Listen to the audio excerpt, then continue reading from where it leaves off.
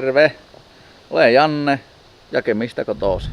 Opiskelijaleffatoitannoista mulla on kokemusta lähinnä kameran takana äänitöistä ja kamera edessä sitten muutamista sivurooleista, että se fiktiivisen elokuvan työprosessi on mulle hyvinkin tuttu.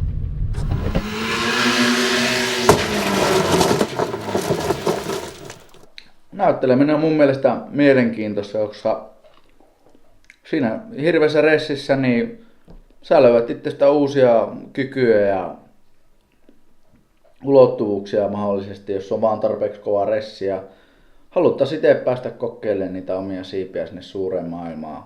Nähdä sitten, että mihin se tie vie.